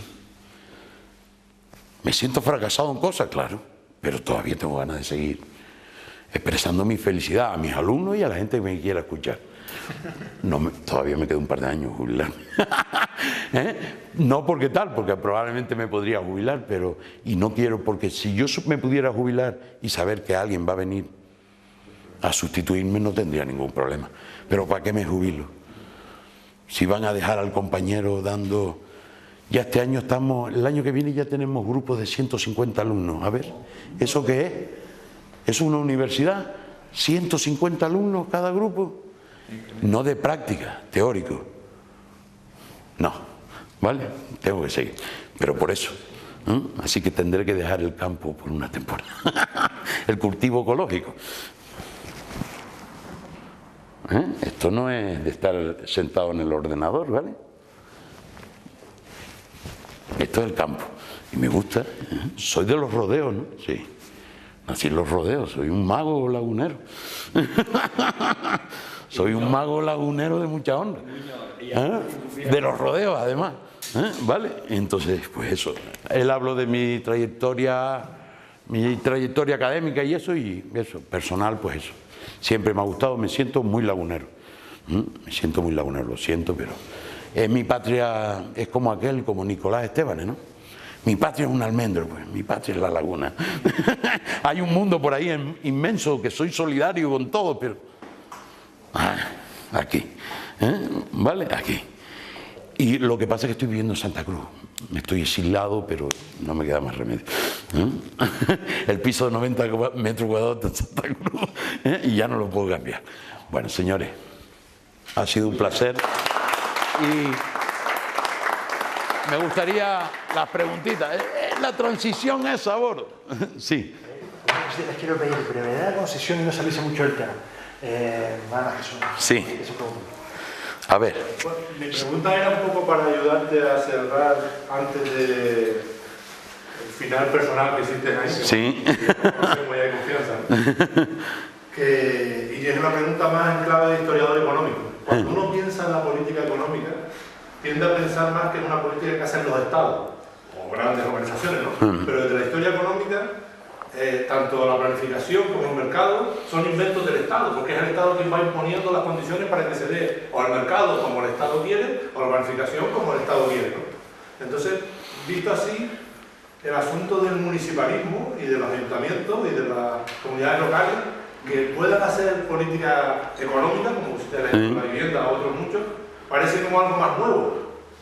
Si nos situamos en que, por ejemplo, en España, durante la dictadura o casi todo el siglo XX, los ayuntamientos de España eran muy pobres, apenas había un guardia y un alcalde puesto por la Justo, cultura. y no había más. ¿Con qué recursos o qué política económica había en el ámbito municipal y cómo se desarrolla eso? O si en algún sitio existe mucha más política económica local, yo qué sé, en los landes alemanes o en algunos condados del Reino Unido, porque lo que es en España solo había el Estado o la política económica local era la que imponía el cacique de turno. Obviamente. Eso, vamos a ver, yo estudié economía a largo plazo, por eso me ha interesado la historia económica y a mí me interesan las variables a largo plazo. Entonces uno cuando mira el proceso de configuración de esa política económica, la política económica empezó siendo una política del Estado burgués, ¿vale? Que es el que impone la política, y el Estado burgués no admitía ningún tipo, salvo en determinadas zonas por la configuración propia de su constitución. Por ejemplo, los yanquis, las 13 provincias, obligó a que esa situación inicial no se podían unir, porque habían 13 provincias. Entonces, lo que hicieron fue crear un Estado federal, porque lo necesitaban por su propia estructura. Los alemanes, que tienen otro Estado federal, fueron un Estado que se configuró estableciendo una frontera común, pero eran distintos. No era lo mismo Prusia Occidental, Prusia Oriental, Baviera, esto, lo otro, eran distintos. Y para unirse buscaron una estrategia. Los españoles, como sabes, somos distintos y tenemos distintas estrategias y no hemos sido, pero hemos llegado a pactos. Y nunca hemos llegado al pacto de la Constitución, pero llegamos a pactos anteriores. En la segunda, a principios del siglo XX, cuando perdimos Cuba y nos quedamos mano adelante y mano atrás, el Estado tuvo que generar un pacto. Castellanos, catalanes y vascos. Los andaluces y los gallegos, pero vascos, catalanes. Yo te compro el trigo, tú me compras mi trigo, más caro, sí, pero te tienes que fastidiar. Yo te compro tus textiles son más caros y me tengo que fastidiar. Y el hierro vasco no nos queda más remedio que comprarlo. Y entonces nos generamos un mercado interior y nos repartimos las ganancias, ¿vale? Eso funcionó hasta la República. En la República volvimos a romperlo, empezamos a estrategias, la Generalitat, que tal. Ustedes saben que Canarias también tuvo su estatuto, lo que pasa es que no llegó a discutirse en el Parlamento, y después en el Estado de la Constitución hicimos otra vez. Y ahora parece que vamos a tener que redefinir otra vez. Por mucho que Mariano se empeñe en mandar los tanques, porque a esta altura del siglo no podemos.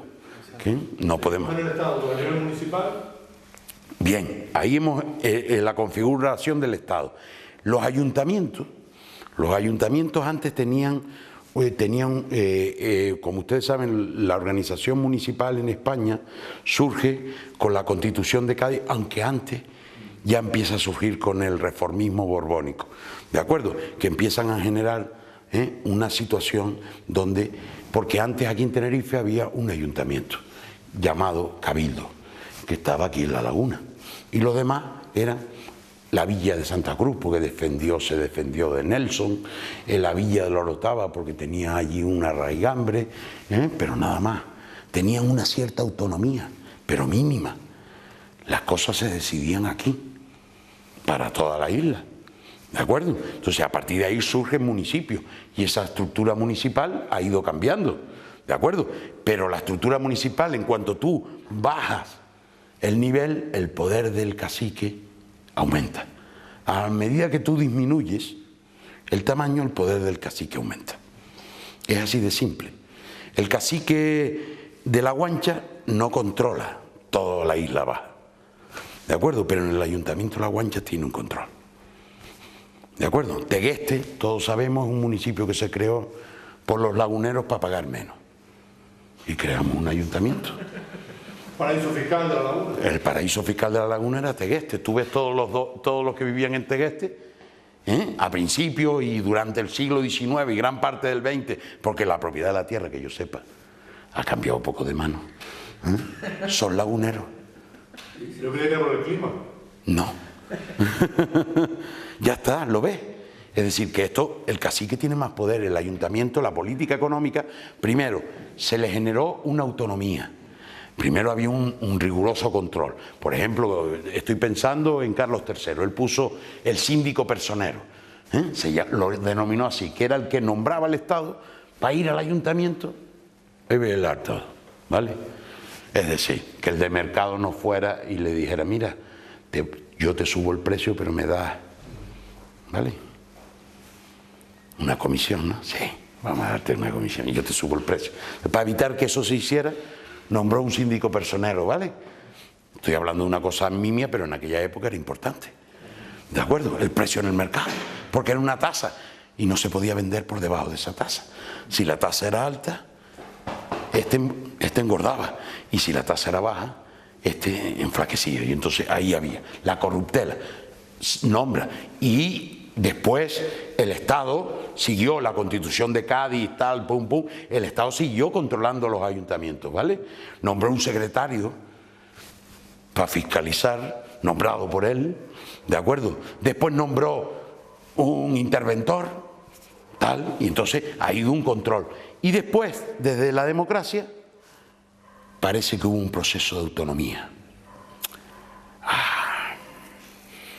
Y ese proceso de autonomía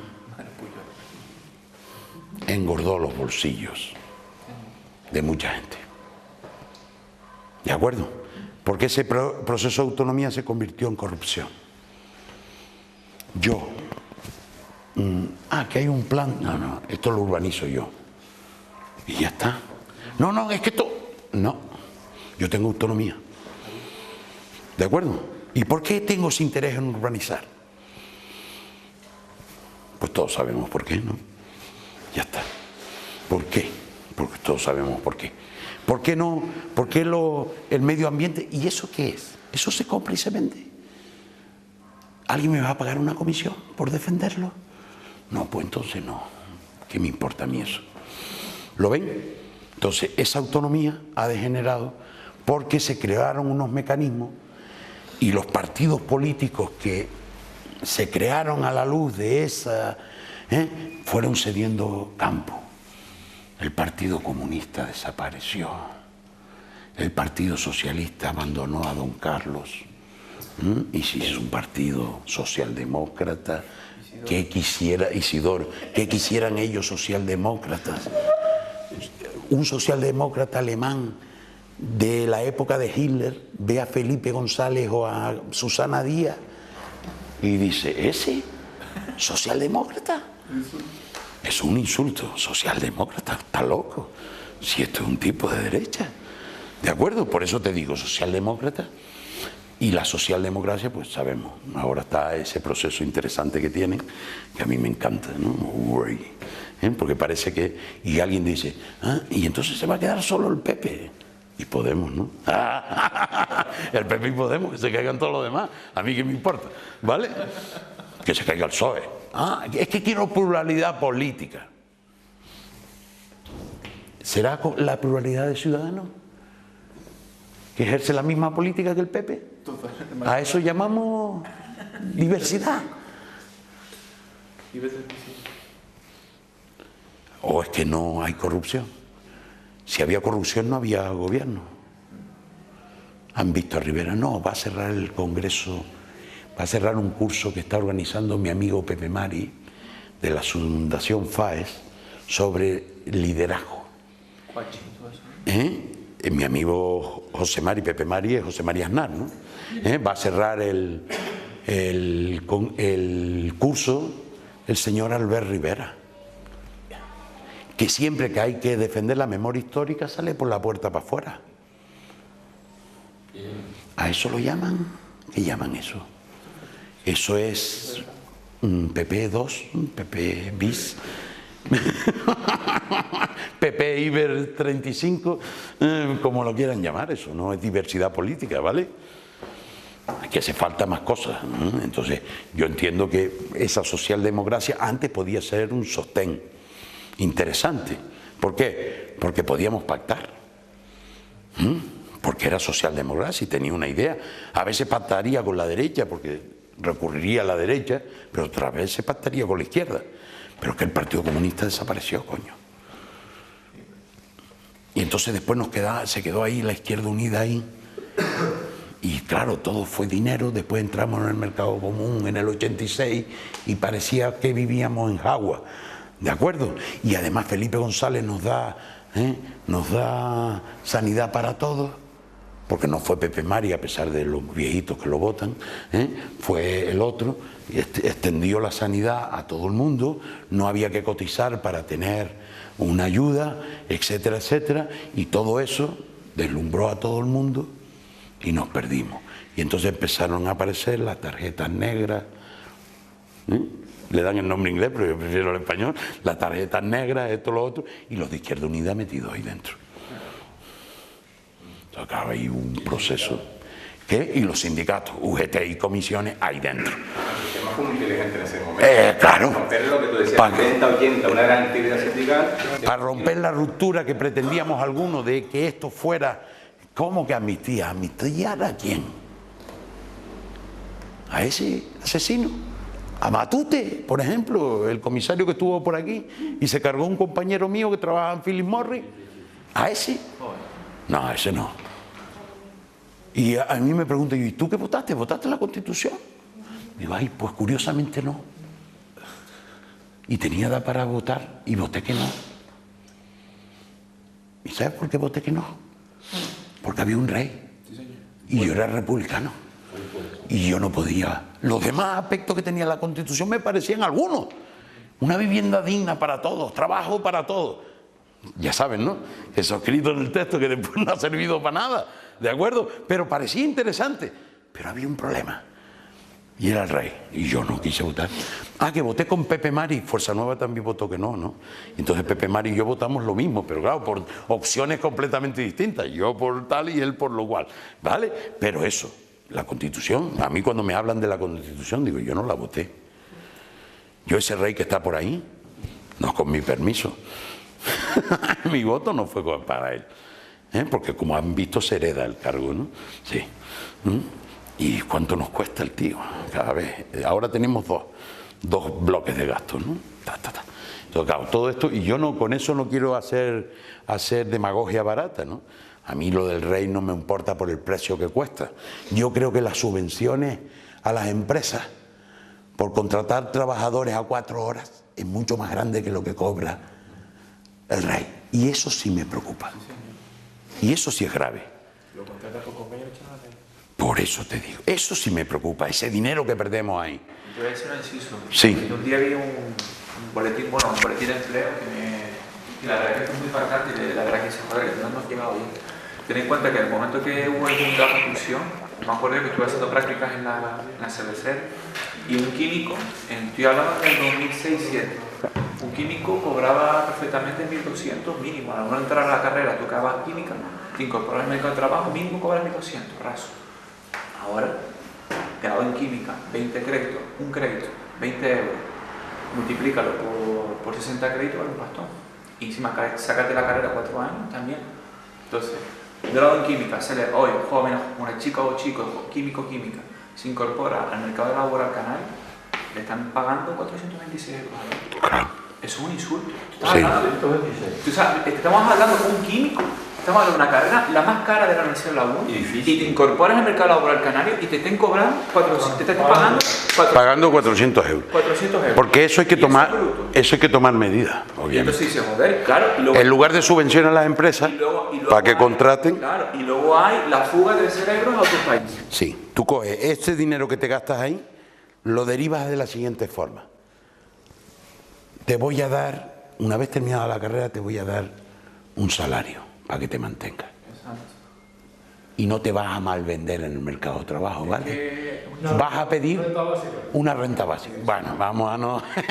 Por si acaso eso de una renta, un dinero. Yo te voy a dar un dinero. Eso se lo daban a los suecos, a los holandeses y todavía hoy a los ingleses. Cuando terminas de estudiar y no tienes trabajo, te dan un dinero. Finlandia creo que también. Y también, te dan un dinero. Y en el hierro creo que también. Es un buen sitio también. Sí, adelante.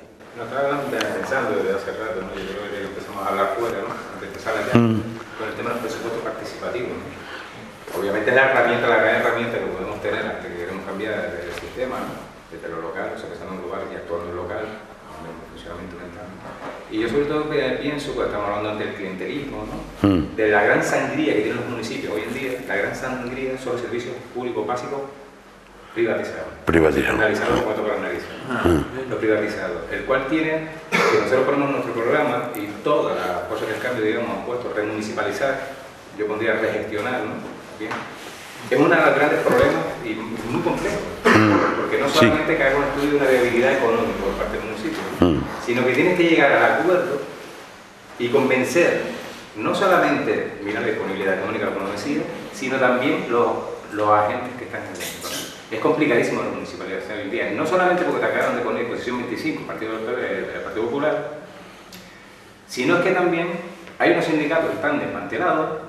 Hay unos trabajadores que casi el 100%, yo diría 100%, han entrado vía carnet político, por medio de un amigo que conocía a alguien político, y tenemos ahí un gran problema. Tenemos ahí compañeros que lo estamos trabajando, ¿no? Pero es un trabajo muy lento, porque esto es la economía de la regulación, digamos. Sí. Esto no puede ser para mañana. Para mañana no existe nada. Es complicado porque tenemos dinero, el municipio tiene dinero para municipalizar, sí. Urbacet, en la laguna, mensualmente se lleva 1.200.000, 1.300.000 euros. Eso va básicamente para nuestro salario, básicamente. Y una parte para mantenimiento, que no lo realiza. Entonces, ¿económicamente lo tenemos? Sí. Pero claro, ¿cómo podemos llegar? Hay habido asambleas, una asamblea, pero los trabajadores no van a municipalizar. ¿Por qué? Porque claro, lo primero que se lanza es, no, enchufado fuera, no puede hacer eso. Porque nada, hay que pensar en convenios colectivos, derechos laborales, salariales, sociales, los convenios colectivos. Yo creo que una de las cosas más bonitas, más durables que tenemos, que estamos lanzados en esto de cambiar el municipio, ¿no? es atacar ese tema. Es la línea de explotación que yo creo que podemos hundir ahora mismo a lo que están gobernando, lo que son los nichos de clientelismo, que los hay dentro del ayuntamiento, pero también en todo el entramado. Es limpieza, es agua, son los dos servicios más caros por los que paga el municipio. Sí. Y donde salga unos beneficios brutales. Claro. Unos Beneficios privados. Claro, estoy diciendo lo que... Porque si todo eso revirtiera en el ayuntamiento, los ciudadanos dirían, no pasa nada. Si tú no tienes la autogestión propia, no, ese dinero lo puedes emplear en políticas sociales o mejorar de la agricultura. Porque también lo que tú estabas diciendo, ¿no? Antes nombraste los 5 puntos. Sí. No entraste medioambiental, pero no entraste general. Y No. uno es fundamental. Claro. ¿De por qué lo han hecho? Obviamente Canarias importamos el 90 y tanto por ciento cargo, que es el 100% de la alimentación. ¿Qué es lo que interesa? Por dinero de la agricultura. Exacto. Lo que hacemos morir, necesitamos crear alimento fuera. Ese es otro de los sesgos. El medioambiental, también para los que tiene que ser muy fundamental en las políticas. Sí, No lo hagamos. pero después se está vendiendo la idea de diversificar la economía como si eso fuera un proceso tan simple, ¿no? Diversificar la economía, porque estamos diciendo, es que nos volcamos al turismo. Supónganse ustedes, que yo no quiero ser pájaro de mal agüero, pero supónganse que hay un atentado en una de las islas.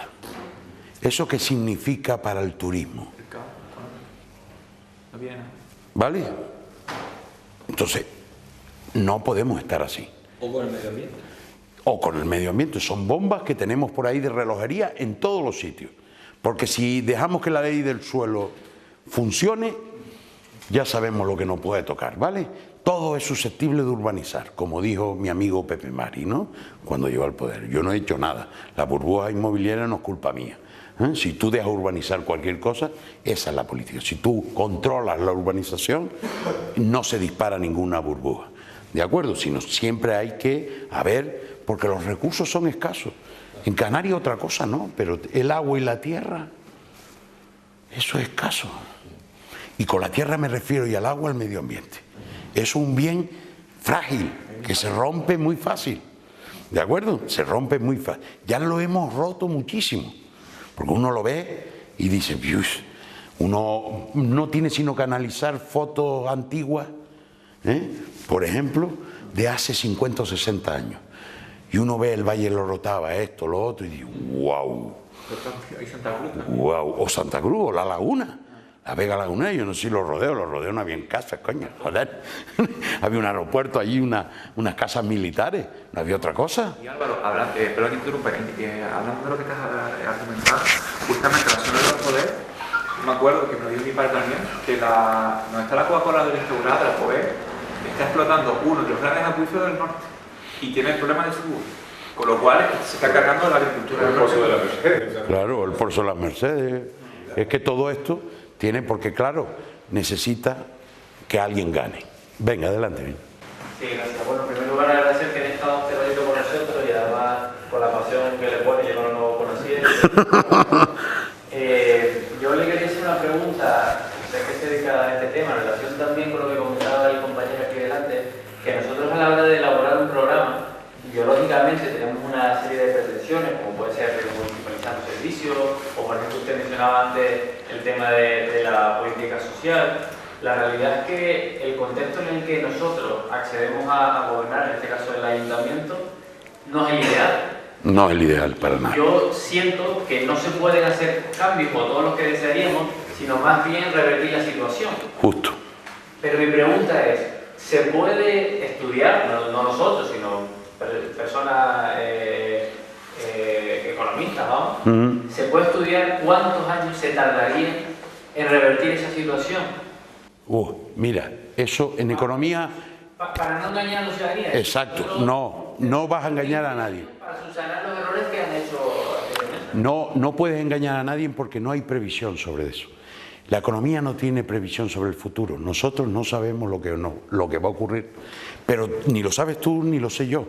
Tú puedes ser un trabajador, puedes ser un profesional de una cosa o de otra, y yo soy economista, profesional de un tema determinado, pero yo no sé el futuro económico, ¿de acuerdo? Entonces, un ayuntamiento como el de La Laguna, con el grado de deterioro que tiene, lo único que se puede hacer, desde mi punto de vista, es tomar unas medidas de esas que llamamos de emergencia social, ¿de acuerdo?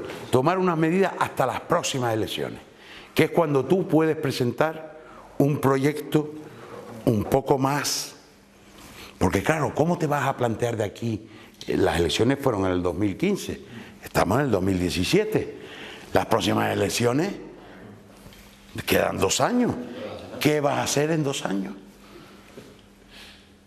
Tú tomas el poder ahora, ¿no? Se hace una moción de censura, toman el poder, ¿y qué hacemos? ¿Qué hacer? Es complicado. ¿De acuerdo? Porque lo único que se puede hacer, fíjate bien, entiendo yo, alguien podrá decir, es que eso es tratar de manipular. No es manipular. Lo que hay es que tomar son medidas efectistas que tengan por decirlo así, un sentido para la ciudadanía. Las cosas que más le duele a la ciudadanía, que tú tomes medidas contra ellas. ¿De acuerdo? Así, simplemente, pero ninguna política económica. ¿Qué política económica puedes hacer en 2 años? Ya les dije que en 4 hay un plan, que es complicado, pero hay un plan. Tú dices, yo tomo el poder ahora y voy a tomar un conjunto de medidas. Voy a planificar, en 4 años hay ahí un mundo. Y a medida que yo lo vaya haciendo bien, Eso sí, yo con una condición, que los cargos no sigan. Yo entiendo que los cargos tienen que tener esto de que tú al año que viene, no, es que me faltan cosas por hacer. No te preocupes, hazlas en tu casa, que aquí hay gente que las haga, ¿vale? Tú no te preocupes, si tienes cosas que hacer, las vas a hacer a tu casa, pero aquí, entonces yo entiendo esos periodos y entonces en consecuencia, pero sí tiene que haber dentro del partido una estrategia. ¿Qué queremos hacer en el ayuntamiento? ¿De acuerdo? Y entonces, en ese presupuesto participativo, ¿dónde lo vamos a meter? ¿Qué vamos a hacer con los servicios municipales? ¿Qué medidas podemos ir tomando? ¿Qué medidas podemos ir tomando con el tema del agua? Que es otro tema importante en este municipio, que están haciendo estropicios, ¿de acuerdo? Y entonces, aquellos temas claves así, ir planificando qué se va a hacer. Y eso tienen que hacerlo entre ustedes. Hay que consultar, hay que revertir. Me refiero, ese proceso, un economista es un técnico. Yo, por ejemplo, puedo tener una determinada vocación política, pero yo te traigo un economista aquí que lo que te va a venir es a joderte. ¿Vale? A joderte. Perdón la expresión. Y ya está. Porque a él le interesa lo suyo. Y esta estrategia de Podemos, a él le importa un bledo. ¿Vale? Entonces, hay que buscar. Eso no nos sirve. Lo que nos sirve son que la gente se comprometa. Mira, yo en este lado, yo en el otro. Vamos a ver qué podemos hacer aquí. Vamos a ir reflexionando. Eso es lo que mueve. Y ir haciendo a la gente partícipe. Participativo. La gente tiene que participar. ¿Cuál es su demanda? Los trabajadores del servicio público de limpieza, ¿cuáles son las demandas? Es decir, porque claro, está el amiguismo, está esto, lo otro. ¿Qué queremos mejorar? ¿En qué sentido? No, esto es mejor que funcione así, tal, pues, y eso, convencer, mover, ver lo que quiere la gente. Si no, tiene que haber ahí un proceso. Yo desde arriba no puedo diseñar un plan. ¿Y eso de abajo? De abajo para arriba. Y si no, la jodimos. Yo, como soy de los soviets, ya lo dije al principio, ¿verdad? De abajo para arriba, ¿vale? Si vamos a tener muchas huelgas, promovemos sindicatos que no los promueven ahora. Claro. Ha pasado mucho gobierno. En muchos sitios. Es decir, tenemos que empezar. El proceso es como el proceso de mi amigo Lenin, de abajo para arriba. Y después mira cómo terminó. Y mira cómo terminó, ¿vale? Y fue de abajo para arriba. Bueno, sí. Yo solamente para terminar y enlazándolo con lo que dice el compañero José, sí es verdad que, además me parecen muchas reflexiones de las que has comentado muy productivas, pero sí es verdad que a la hora de la verdad lo que nos encontramos nosotros en la administración es una realidad en la que viven las personas con las caras, una pobreza en la que vive con las personas que están, y tienes que plantear no solamente un plan a largo plazo, sino un plan del día a día, es decir, del corto. Una cosa no puede dejar la otra, y eso es lo que no podemos perder de vista. Y yo creo que en ese sentido muchas veces hemos pecado a ir solamente a la utopía y dejar lo emergente, o todo lo contrario, que hacen otros grupos, que ir a lo emergente y olvidar a lo que perseguimos ideal. Entonces yo creo que esa combinación de ambas cosas creo que eso es importantísimo. Claro. En materia de vivienda no podemos parar y solicitar que se cambie la titularidad para que se pongan alquileres sociales, no tal, o que se ponga de compraventa de otra manera. Pero tampoco podemos perder que vengan del Instituto Canario de la Vivienda y promuevan unas determinadas ayudas que fomenten otro tipo de cosas. Entonces, es complicado, yo no soy economista, soy una trabajadora social, y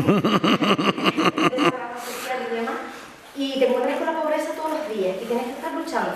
Por suerte, si te encuentras con un montón de limitaciones burocráticas, legislativas, en las que tú, o sea, que realmente es súper frustrante. Yo tengo compañeras que han tenido que dejar el trabajo y es verdad, lo que dicen es verdad, pero también es súper frustrante ver que hay por la pobreza todos los días. Entonces, de cara al ambiente político, sino intentar no perder de vista ambas cosas.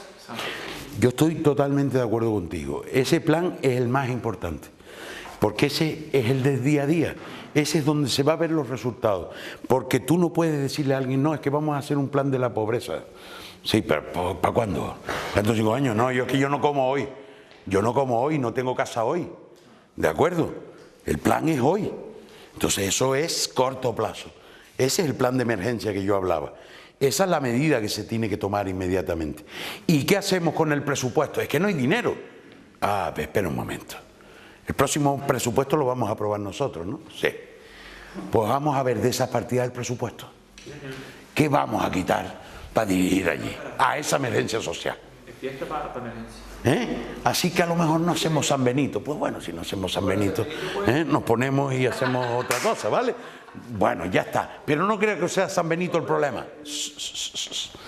Hay unos contratos por ahí, unas cosas que se llevan mucho más dinero que la fiesta de San Benito, ¿vale? Así que eso es lo que hay que hacer. Entonces, preocuparte por esto y después inmediatamente al siguiente presupuesto, espera aquí, que ahora vamos aquí a revisar esto.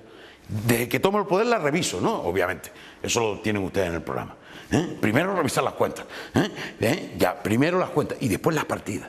¿En qué nos gastamos esto? Vamos a ver si esto que está aquí, aquí, lo vamos a desviar allí. Que aquella es la emergencia social. Y eso es lo que nos va a dar, primero, le va a dar a la gente vida, porque es pobreza, colega. Es comer todos los días y es vivir en un chozo, mínimamente, ¿no? Eso es vida. Y eso no solo es que tenga una rentabilidad política, sino que es eso, somos seres humanos. Y estos son homo sapiens igual que nosotros, los pobres, ¿no? Porque algunos piensan que son de otra raza, ¿no? Y entre los humanos todos somos homo sapiens, que yo sepa. ¿De acuerdo? Unos más tostados, unos más café con leche y otros más oscuros o más amarillos, pero todos somos de la misma raza, ¿vale? Entonces ahí esa es la emergencia. Y después coger eso, estudiar el presupuesto y decir, hey, de aquí, de aquí, de aquí, chin, chin, chin, chin. Y entonces acabar. Y de camino con eso, ¿sabes qué estás haciendo? Acabando con cierto clientelismo. ¿Por qué esas flores quién las pone? No sabemos quién pone a lo mejor un montón de flores. Fuente estaba electoral. Ya está, por poner un ejemplo. Entonces vamos a coger el dinero de las flores y ese sí, para allí. Y entonces empezamos a analizar partida por partida. Y así vamos liquidando amigotes, de camino, ¿no? Al mismo tiempo que orientamos la política que nos interesa, vamos acabando con amigotes de algunos. Y entonces eso es importante. Por eso yo estoy de acuerdo contigo en eso. Eso es un problema, no es de corto plazo. Eso es de vida o muerte, ¿vale? Vamos a decirlo así en plan trágico. Es de mañana, comer y dormir, ¿no? En unas condiciones ya dignas, ya es mucho hablar. Eso ya es mucho hablar. Eso ya es mucho hablar, pero por lo menos lo mínimo. Eso, que los economistas llamamos mínimo de subsistencia. Pero que... Bueno, la verdad que solamente por entrar, porque acabo de llegar, es una pena que vengo de trabajar. Me está pareciendo solamente lo que estoy viendo ahora súper interesante, pienso que porque la charla fue magnífica. Pero vamos a ver, en el Ayuntamiento de la Laguna tenemos un problema, si tenemos un enfermo en estado casi comatoso, ¿no? Yo creo que desde el punto de vista económico lo primero que habría que hacer es parar la hemorragia, ¿no? Y dejar que el enfermo ese coja un poco de tal y entonces empezarlo a recuperarlo. Pero el problema del Ayuntamiento de la Laguna no es que no tenga dinero, que curioso que es eso. El otro problema, el Ayuntamiento de la Laguna este año tiene un remanente de tesorería de 36 millones de euros. Y a poco que, por ejemplo, simplemente en cuestiones de buena gestión, de buena gestión municipal, estamos hablando que se podrían disponer de un par de millones más. El problema de lo que yo creo es que lo que hace falta son que esté al frente de este ayuntamiento y de muchos, afortunadamente muchos de los ayuntamientos del cambio sí que lo están haciendo, es decir, implantarle cara a los neoliberales que nos han impuesto unas políticas. Nosotros hemos sacado los puentes, hemos hecho los cambios y el Ayuntamiento de la Laguna simplemente con incumplir deliberadamente la regla de gasto, que eso supondría enfrentarse a Montoro, pero legalmente se puede hacer. Te aplicaría, o sea, el incumplir la regla de gasto en un año supone que ese remanente de tesorería lo puedes tener a disposición, por ejemplo, en un plan de emergencia social para cubrir muchísimos gastos. Y luego te sometes a un plan de estabilidad de 2 años, pero ya el límite de gasto lo has aumentado en 30 millones y esos 30 millones que tienes ahí pues, rentándole a los bancos lo puedes poner a disposición de la ciudadanía. Lo que pasa es que hace falta es voluntad política. Claro. Evidentemente, está claro que con los gestores que tenemos ahora mismo... Pues... No esperes nada de eso, pero es normal. Es decir, las leyes tienen resquicios, ¿vale? Muchos resquicios, y esos resquicios hay que aprovecharlos.